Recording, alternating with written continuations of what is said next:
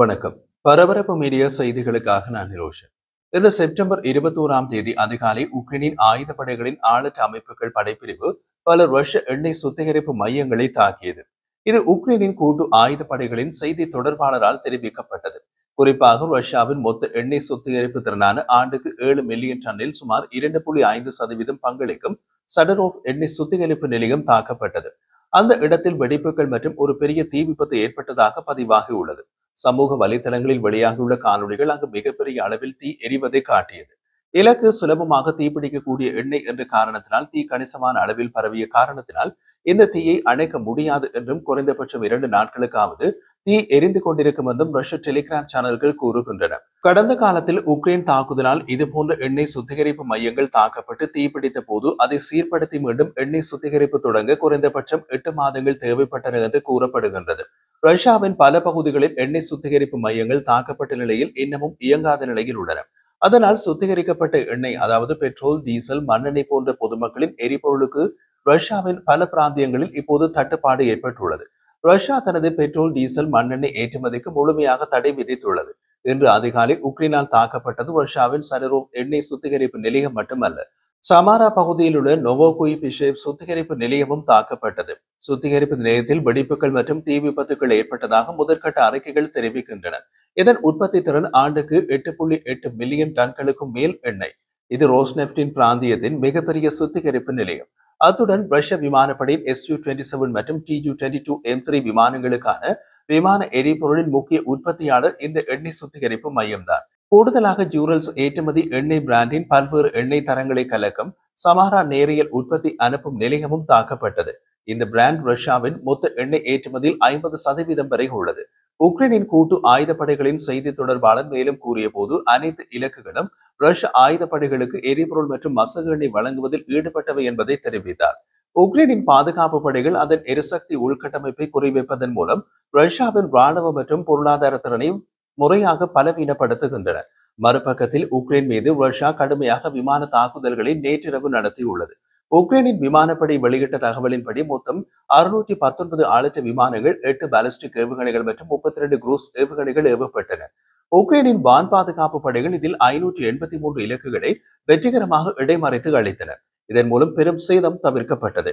Ukraine ஜனாதிபதி Zelensky கூறிய போது இந்த தாக்குதல் குறைந்தது 3 பேர் கொல்லப்பட்டதாகவும் 30க்கும் மேற்பட்டோர் காயமடைந்ததாகவும் தெரிவித்துள்ளார். அதேவேளை ரஷ்யாவின் சமாரா பிராந்தியத்தில் உக்ரைன் நடத்திய ஆளற்ற விமான தாக்குதலில் 4 பேர் உயிரிழந்தனர், மேலும் பலர் காயமடைந்தனர். ரஷ்யாவின் பாதுகாப்பு அமைச்சு வெளியிட்ட அறிக்கையின்படி நேற்று இரவில் 149 ஆளற்ற விமானங்கள் சுட்டு வீழ்த்தப்பட்டு உள்ளன.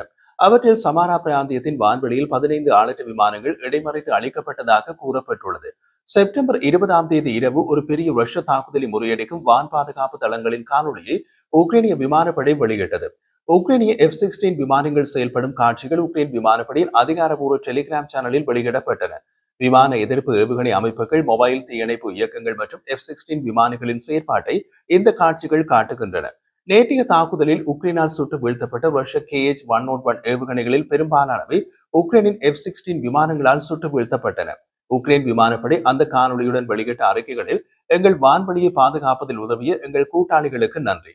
உக்ரைனின் வான் பாதுகாப்பை நாங்கள் பலப்படுத்துகிறோம். ஒன்றாக நாங்கள் வெற்றியை நெருங்கி வருகின்றோம் என்று கூறப்பட்டுள்ளது.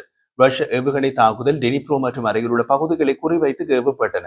அத்துடன் மைக்கோலைவ், மெல்னிட்ஸ்கி, லிவிவ், கீவ், செர்னிகிவ், சபோரிசியா, சுமி, போல்டோவா மற்றும் கார்கிவ் பகுதிகளையும் நோக்கி ரஷ்ய ஏவுகணைகள் ஏவப்பட்டன. இரு நாடுகளும் மாறி மாறி தாக்குதல் நடத்தி வருவதால் பதற்றமான சூழல் நிலவுகின்றது. புட்டின் உக்ரைனில் போரை தொடங்குவதற்கு முன் உக்ரைன் தனது போர்ப்படைகளை நேட்டோ தரத்திற்கு கொண்டுவர நடவடிக்கை எடுத்து வந்தது. ஆனால் ரஷ்ய படையெடுப்பு அந்த வேலையை முடிக்காமல் விட்டுவிட்டது. இருப்பினும் நீண்டகால போர் உக்ரைனுக்கு பல நேட்டோ ஆயுதங்கள் மற்றும் ராணுவ சாதனங்களை கொடுத்ததில் உக்ரைனின் பாதுகாப்பு படைகள் சிறிது சிறிதாக நேட்டோ பாணி பாதுகாப்பு படையாக மாறத் தொடங்கியுள்ளது. போர் தொடங்கிய போது 3 நாட்களில் உக்ரைனை கைப்பற்றும் மாஸ்கோவின் திட்டத்தை அறிந்த மேற்கத்திய அதிகாரிகள் உக்ரைனின் பாதுகாப்பு படைகள் அதிகபட்சம் ஒரு வாரம் கூட தாக்குப்பிடிக்க முடியாது என்று அஞ்சினர். ஆட்சி கவிழ்ந்துவிடும் என்று நம்பினார்கள். அமெரிக்க அரசியல்வாதிகள் உக்ரைனின் ஜனாதிபதி செலன்ஸ்கி எப்படியாவது உக்ரைனுக்கு வெளியே பாதுகாப்பான நாடு ஒன்றுக்கு கொண்டு சென்று நாடு கடத்த அரசாங்கம் ஒன்றை அமைப்பதை பற்றி பேசிக் கொண்டிருந்தனர். ஆட்சி சரிவு ஒருபோதும் வரவில்லை. 3 ஆண்டுகளுக்கு பின்னர் உக்ரைன் தப்பி பிழைத்தது மட்டுமல்லாமல் இப்போது நேட்டோ துருப்புகளுக்கு பயிற்சி அளித்து வருகின்றது. இப்போது போலந்து ஒரு புதிய பரஸ்பர பரிமாற்ற ஒப்பந்தத்தில் உக்ரைனுடன் கையெழுத்திட்டுள்ளது. இது ஒரு புதிய வகையான போரை எவ்வாறு நடத்துவது என்பதை உக்ரைனின் படைகளிடமிருந்து போலந்து துருப்புக்கள் கற்றுக்கொள்வது தொடர்பான ஒப்பந்தம். அந்த புதிய வகையான போர் ஆளற்ற விமான போர். உக்ரைன் போரிலிருந்து பாடங்களை கற்றுக்கொள்ளவும் உக்ரைன் துருப்புக்களிடமிருந்து கற்றுக்கொள்ளும் நேட்டோவுக்குள் முயற்சிகள் நடத்தப்பட்டாலும் போலந்து மற்றும் உக்ரைன் பாதுகாப்பு அமைச்சர்கள் கையெழுத்திட்ட இந்த ஒப்பந்தம் ஒரு மாற்றத்தை குறிக்கிறது.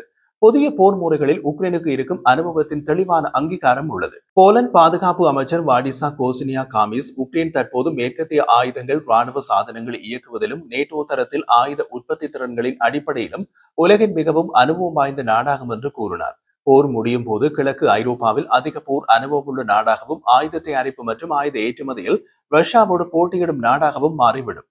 உக்ரைனின் தந்திரோபாயங்கள், படை அமைப்பு மற்றும் நிலையான போர் முறைகளிலிருந்து மேற்கத்திய படைகள் கற்றுக்கொள்ளக்கூடியவை நிறைய உள்ளன என்பதை நேட்டோ தலைவர்கள் நீண்ட காலமாக ஒப்புக்கொண்டுள்ளனர்.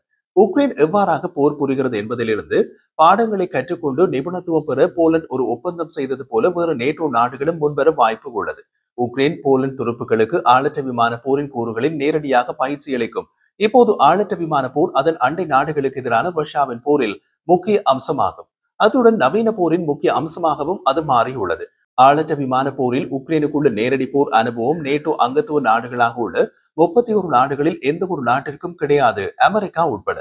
விமான பகுதியை தாங்கி பாதுகாக்கும் பொறியியலாளர்களை பயிற்றுவித்தல் மற்றும் துருப்புகளுக்கு பயிற்சி அளிப்பது பற்றி நாங்கள் பேசுகிறோம் என்று உக்ரைன் பாதுகாப்பு அமைச்சர் டெனிஸ் மிகால் கூறினார். ஆளற்ற விமான தயாரிப்பு மற்றும் ரோபோட்டிக்ஸ் துறைகளில் நெருக்கமான ஒத்துழைப்பையும் உள்ளடக்கிய இந்த ஒப்பந்தம் போலந்து தனது எல்லைகளை சட்டவிரோதமாக அத்துமீறி நுழைந்த ரஷ்ய ஆளற்ற விமானங்களை எதிர்கொண்டதாக கூறிய ஒரு வாரத்திற்கு பின்னர் வருகின்றது. ஆளற்ற விமான போரில் அனுபவமற்ற நேட்டோ நாடுகள் ரஷ்ய ஆளற்ற விமானங்களை எதிர்கொள்ள F-35 விமானங்கள், F-16 விமானங்கள் மற்றும் பிற விமானங்களை வைத்து ரஷ்ய ஆளற்ற விமானங்களை சுட்டு வீழ்த்தின. போலந்தில் தாக்குதல் சூடு தணிந்த போது செய்தி உக்ரைனில் பரவியது. உள்ளூர் வலைப்பதிவர்கள் ஆளற்ற விமானங்களை எதிர்த்து போராட நேட்டோ விமானப்படைகள் $1 மில்லியன் மதிப்புள்ள AIM-120 ஏவுகணைகளை பயன்படுத்தியதாக தெரிவித்தனர். அப்படி அது உண்மையில் நடந்ததா என்பது தெளிவாக தெரியவில்லை. ஆனால் உக்ரைன் அதிக செலவு குறைந்த தீர்வுகளை உருவாக்கி வருகின்றது. ஈரானால் வடிவமைக்கப்பட்ட ஷாஹிட் 136 மற்றும் ரஷ்ய வகைகளை பிரதிபலிக்கும் விதத்தில் வடிவமைக்கப்பட்ட நூற்றுக்கணக்கான ஆளற்ற விமானங்களுக்கு உக்ரைன் தினமும் பதிலடி கொடுக்க வேண்டிய கட்டாயத்தில் உள்ளது. உதாரணமாக நேற்று மொத்தம் 619 ஆளற்ற விமானங்களை எதிர்கொண்ட உக்ரைன் ஒரே இரவில் 583 வான் இலக்குகளை வெற்றிகரமாக இடைமறித்து அளித்தது. அதற்கு $1 மில்லியன் மதிப்புள்ள AIM-120 ஏவுகணைகளை பயன்படுத்த முடியாது. உக்ரைன் மின்னணு போர் மற்றும் இடைமறைப்பு ஏவுகணைகளாக செயல்படக்கூடிய மிக விரைவில் பறக்கும் புதிய ஆளற்ற விமானங்கள் உட்பட மலிவான நடவடிக்கைகளை பயன்படுத்துகின்றது. புதிய இடைமறைப்பு ஆளற்ற விமானங்கள் ரஷ்ய தாக்குதல்களுக்கு எதிரான போரில் மிகப்பெரிய ஆற்றலுடன் ஒரு முக்கிய திறனாக உருவாகி வருகின்றன. அதாவது ஆளற்ற விமானங்களை பயன்படுத்தி எதிரி ஆளற்ற விமானங்களை செயலிழக்க வைத்து வீழ்த்தும் செயல்முறை. உக்ரைனின் நீடித்த தந்திரோபாயங்களில் ஒன்று வானத்தை நோக்கி சுடக்கூடிய மற்றும் வரும் ஷாக்கிட்களை அழிக்கக்கூடிய இயந்திர துப்பாக்கிகளுடன் கூடிய ட்ரக் குழுவினரை நிலைநிறுத்துவது. இருப்பினும் சில நேரங்களில் ரஷ்ய ஆளற்ற விமானங்களில் இயந்திர துப்பாக்கிகளால் எட்ட முடியாத உயரத்தில் பறக்கும். அப்படியான சூழ்நிலைகளில் ரஷ்ய ஆளற்ற விமானங்களை சுட்டு வீழ்த்த உக்ரைனிய ஆளற்ற விமானங்கள் புறப்பட்டு செல்லும். மற்றொன்று ஹெலிகாப்டர்கள் மற்றும் புரொப்பல்லர் விமானங்களில் துருப்புக்களை அனுப்பி ஆளற்ற விமானங்களை துரத்தி சென்று சிறிய ஆயுதங்களை பயன்படுத்தி சுட்டு வீழ்த்துவது. பல்வேறு அமைப்புகளுடன் மட்டுமே ஒரு பெரிய ஆளற்ற விமான தாக்குதலை எதிர்த்து போராட முடியும் என்று உக்ரைன் ஜனாதிபதி வோலோடிமிர் செலன்ஸ்கி செப்டம்பர் 11 கூறினார். அந்த வாரம் உக்ரைன் ஜனாதிபதி ரஷ்யாவை எதிர்த்து போராடுவதற்கான சிறந்த வழியை உக்ரைன் நேட்டோவுக்கு காட்ட முடியும் என்று கூறினார். உக்ரைன் தனது அனுபவத்தை பகிர்ந்து கொள்ளவும் உற்பத்தியை விரிவுபடுத்தவும் தயாராக உள்ளது என்றும் செலன்ஸ்கி கூறினார். அந்த வாய்ப்பை பயன்படுத்திக் கொள்ள நேட்டோ கூட்டணி இறுதியாக தயாராக இருப்பதாக தெரிகின்றது. அதன் முதலாவது அடிதான் போலந்து உக்ரைன் பயிற்சி ஒப்பந்தம். ரஷ்யாவுடன் போர் புரிய உக்ரைனுக்கு ஆயுதம் கொடுத்த நேட்டோ உக்ரைனிடமிருந்து பயிற்சி பெறப்போகிறது என்பது யாரும் எதிர்பார்த்திராத திருப்பம்.